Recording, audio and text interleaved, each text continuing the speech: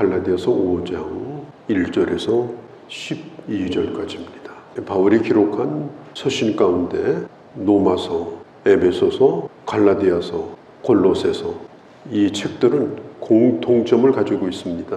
서신서의 전반은 뭐냐면 교리예요. 왜 예수를 믿어야 되느냐? 우리가 믿는 바가 무엇이냐? 후반에는 그럼 믿는 자는 어떻게 살아야 되는가? 로마서도 11장까지가 교리 부분입니다.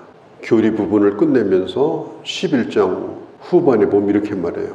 이제까지 기록을 했지만 하나님의 그 진리, 하나님의 지혜, 하나님의 지식, 그 구원의 비밀은 더 무한하다. 그리고 12장으로 넘어와서 하나님의 사람은 어떻게 살아야 되는가? 오늘 갈라디아서도 마찬가지입니다. 1장에서 4장까지는 교리에 대한 부분이에요.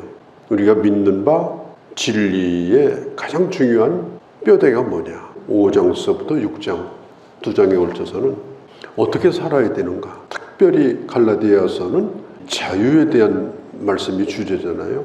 믿는 사람에게 가장 중요한 생활의 특징은 자유자로 사는 것이다. 그래서 바울은 이 자유의 문제를 5장으로 넘어와서 다루고 있습니다. 왜 우리는 자유를 귀히 여겨야 되느냐? 성경은 말합니다. 그리스도께서 우리를 자유케 하려고 자유를 주셨다. 자유를 주신 이유가 뭐냐? 자유케 하려고, 자유자로 살라고, 자유를 누리라고, 자유가 뭔지 경험하면서 하나님이 주시는 복된 길을 걸어가라고 자유를 주신 것이지. 자유를 줬는데 나 그냥 들어가서 살래요. 그리고 다시 쇠고랑차고 들어가서 종살이 한다면 자유를 주신 하나님의 뜻이 다 허물어져 버리고 마는 겁니다. 처음에는 조그만 데서부터 시작이 돼요. 그런데 그 작은 것이 그 사람을 완전히 메어버리는 거예요. 코끼리가 가는 끈에 메어가지고 주인에게 끌려다니지 않습니까? 왜 그래요? 작은 것에 베어서 오래도록 끌려다니다 보니까 이제는 그 끈만 봐도 종이 되는 거예요. 홍소가 그렇게 힘이 세지만 어린아이의 손에 들려있는 그 고삐에 홍소는 끌려다닙니다. 왜요? 어릴 때 코를 뚫어가지고 끌려다녔기 때문에 그렇게 순응을 하고 사는 겁니다. 처음에는 아무것도 아니라고 생각해요. 뭐 별거 아니지. 그런데 내가 스스로 만들어 놓은 멍에 내가 더 잘 믿어보겠다고 생각하고 했던 율법적인 그런 나쁜 습관들, 이런 것들이 결국은 나중에는 나를 얽매버립니다. 성경은 말합니다. 왜 하나님 너에게 자유를 주셨느냐? 자유케 하려고. 너는 정말 자유하냐? 자유자로 살고 있느냐? 율법을 지킴으로 구원받겠다고, 율법을 지킴으로 더 그럴듯한 사람이 되겠다고 종의 멍에를 맨다면 그는 자유를 이미 잃어버린 것이다. 우리 장로교 헌법에 보면 자유에 대한 얘기가 나옵니다. 자유란 두 가지가 있는데 신앙의 자유와 양심의 자유가 있다. 이것을 기초로 한다. 이렇게 나와 있습니다. 우리 예수 믿는 사람은 자유자입니다. 갈라디아서를 자유의 대헌장이라고 그렇게 부르기도 해요.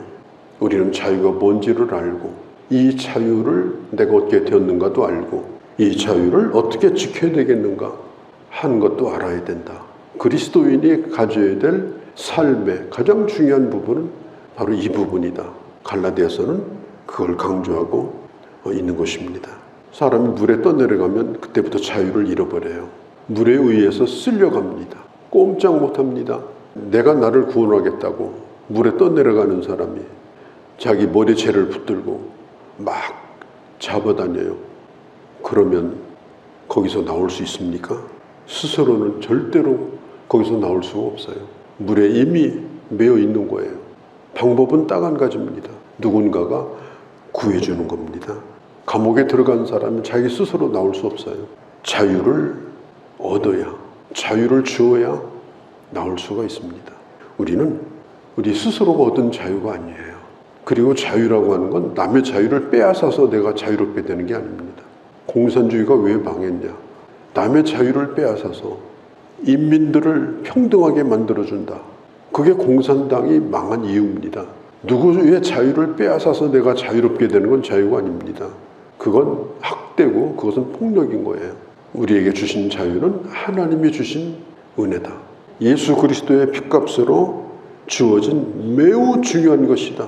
그렇기 때문에 우리는 이 자유를 지키고자 하는 분명한 뜻이 있어야 되고 결의를 가지고 살아야 된다.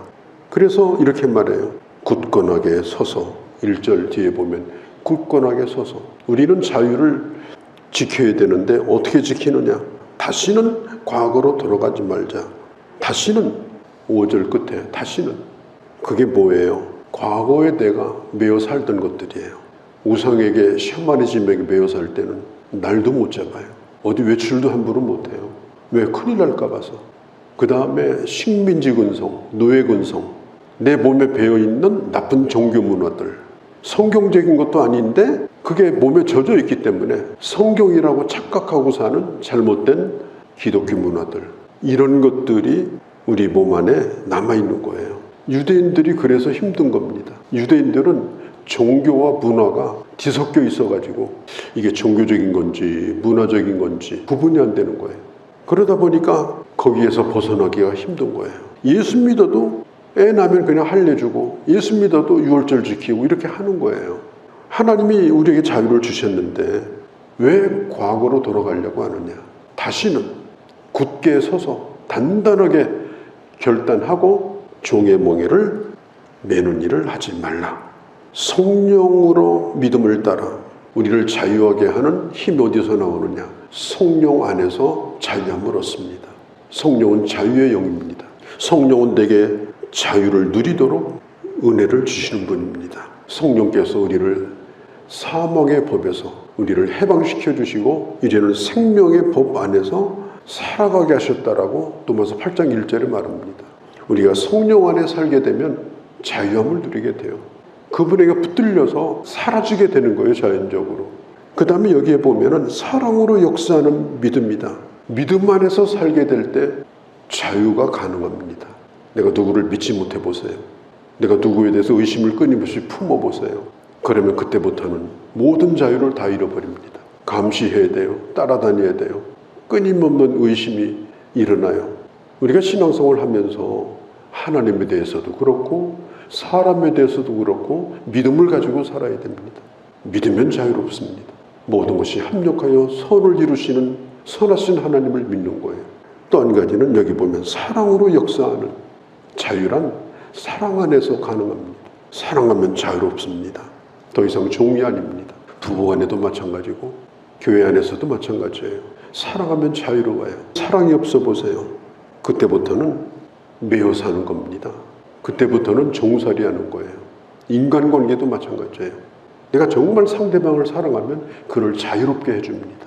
사랑하지 않으면 온갖 것을 가지고 간섭을 합니다. 사랑과 성령과 믿음 안에서 우리로 하여금 자유를 누리게 하신다. 7절에 보면은 너희가 달리기를 잘하더니 누가 너희를 막아 진리를 순종하지 못하게 하였더냐. 지금 바울이 묻고 있는 거예요. 예전에는 잘 달렸어요. 그런데 지금 발목에다가 모래주머니를 큰 걸 달고 가고 있어요. 누가 그걸 메어줬느냐? 그거 아니면 안 된다고 하더냐? 그거 아니면 구원 못 받는다고 하더냐? 죽어도 이건 해야 된다고 하더냐? 아니라는 거예요. 그걸 과감하게 풀어버리라는 겁니다. 순수한 신앙생활을 다시 회복하라는 겁니다. 교회마다 지침서가 있어요. 꽤 두껍습니다. 교회가 그런 걸 많이 만들어요. 주의를 잘 지키는 법, 뭐 사먹지 말 거, 뭐 하는 법, 회의하는 법, 온갖 것을 그거 읽어보면 그 교회 교인 되려면 죽었다 깨어나도 되게 어려워요. 일본 사람들이 그런 걸 잘해요. 일본 사람들은 뭐든지 잘 준비하고 책을 만들고, 저희 신학교 동창이 일본 선교사로 지금 거의 35년 이상을 지금 나가 있는데, 저도 그 교회를 가봤는데 많지 않아요. 몇 명 안 모여.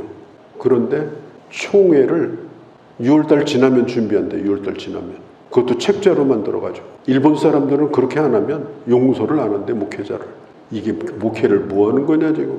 그러니까 교회가 부흥이 안 되는 거예요. 하나님의 말씀이 왕노릇해야 되고 주님이 주시는 자유 안에서 복음이 활력을 얻어야 되는데 온갖 얽매이는 것들이 많아가지고 교회가 허우적대는 걸 좀 봤습니다. 이게 그렇게 무서운 거예요.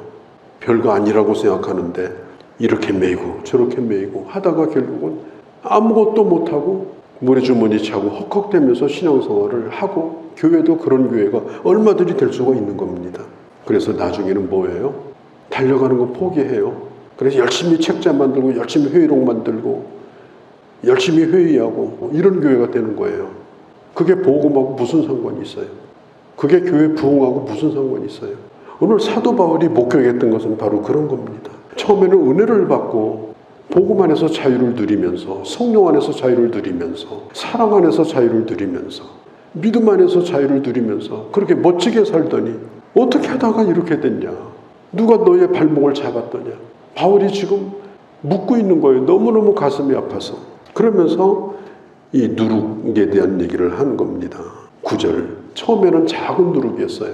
그 누룩이 나중에는 성경 위에 올라앉아 있는 거예요. 성경 위에. 안 하면 큰일 나는 것이 되어버린 거예요. 그게 처음에는 작더니 점점점 나중에는 퍼져나가요. 사도 바울이 말합니다. 내가 만일 타협했다면 내가 왜 핍박을 받았겠냐? 나는 유대인이었고 나는 율법사고 나는 바리새인이었다. 내가 그런 것들을 잘 알고 있고, 그리고 어쩌면 나는 그런 것들이 몸에 밴 사람이기 때문에 유대인들이 하자고 할 때 내가 했다면 왜 유대인들이 나를 죽이려고 했겠느냐? 왜 그들이 나를 쫓아다니면서 나를 핍박했겠느냐?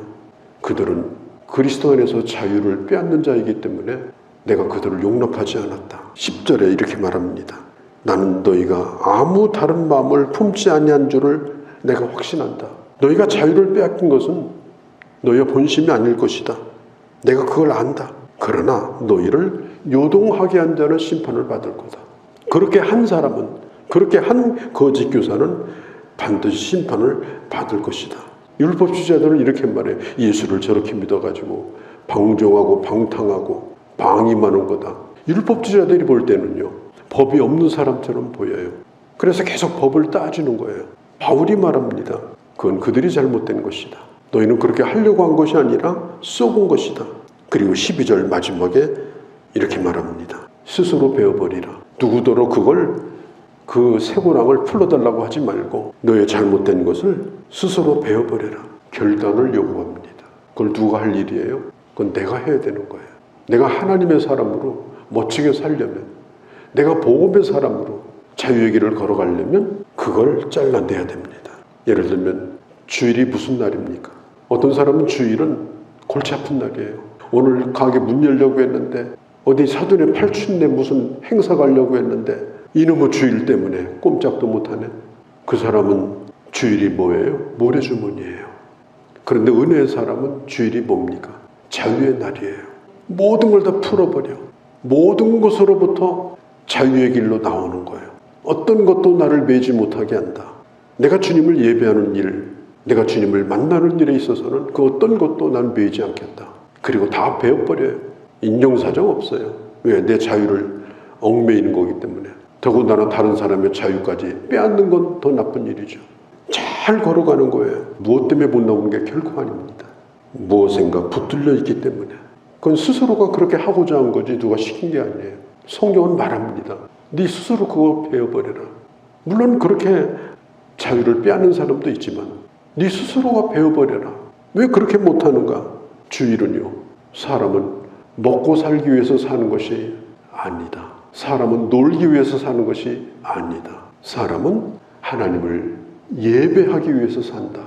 그리스도 안에서 참 자유를 스스로가 확인하고 당당하게 세상에 대하여 선포하고, 그리고 그 자유의 길을 걸어가는 것이 주일입니다. 이게 참된 그리스도인입니다. 이게 자유의 길을 걸어가는 참 아름다운 하나님의 사람입니다. 하늘을 나르는 새에게 있어서는 그 하늘의 공기가 자기를 방해하는 게 아니에요. 마음껏 날아가는 거예요. 우리는 내가 만들어 놓은 내가 복음에 갇혀가지고 신앙생활을 이상하게 그렇게 해요. 성경도 아닌 것을 원칙으로 삼고, 그래서 자기도 거기에 매여 살고 남도 거기에 매게 만들고 자유로운 걸 두려워해요. 그렇게 살면 방탕하게 된다고 생각해요. 아니에요. 내가 믿음 안에서, 내가 성령 안에서, 내가 진심으로 주님을 사랑하면 주님께 매여 사는 것이 행복입니다. 주님께 매여 사는 것이 진정한 자유입니다. 환경 때문에 망하는 사람은 없습니다. 누구에게나 다 환경은 힘들고 어렵습니다. 망한 사람들은 원인이 딱 한 가지입니다. 환경에 대한 잘못된 대처 때문에 그렇습니다. 누구에게나 신앙생활 하는 거 다 어렵고 힘들고 문제도 많고 일도 많아요. 그러나 내가 주님 안에서 은혜를 받고 자유를 얻은 자로서 스스로 배워버리며 내가 그 길을 당당하게 걸어가면 하늘을 나르는 그 넓은 공기의 세계가 하나님의 말씀이고 물고기가 마음껏 헤엄칠 수 있는 그 물속이 바로 하나님의 말씀이에요. 말씀이 나를 베이는 것이 아니고 말씀을 따라 사는 것이 행복이고 기쁨이고 자유의 길이고 우리는 그 세계를 향해서 가는 자입니다. 말씀을 매일 보고 묵상하는 것이 율법주의자가 되는 것이 아니에요. 하나님이 주시는 그 자유를 말씀 안에서 마음껏 누리면서 그 길이 바로 복된 길임을 확인하는 것, 그게 바로 신앙생활인 것입니다. 이 자유의 비밀을 깨닫고 자유의 길을 걸어가는, 나도 자유롭게 하고 다른 사람도 자유롭게 하며 함께 행복한 신앙생활을 할 수 있는 그런 하나님의 사람으로 살아갈 수 있기를 바랍니다. 걸어가신 우리 아버지, 오늘 바울이 고백한 것처럼 내가 이 자유의 복음 때문에 핍박을 받았고 내가 오늘까지 어려움을 겪었지만 그러나 나는 참 자유자다. 하나님 자유를 향한 이 놀라운 선포와 자유를 향한 이 확신과 자유를 향해서 나아가는 그 놀라운 능력을 저희들에게도 베풀어 주셔서 주님이 주신 자유를 누릴 뿐 아니라 오늘 배워 사는 수많은 사람들을 풀어주며 복음 안에서 행복한 길을 걸어가는 그런 주의 자녀들이 다 되게 하여 주시옵소서. 우리 주 예수님의 이름으로 기도하옵나이다. 아멘.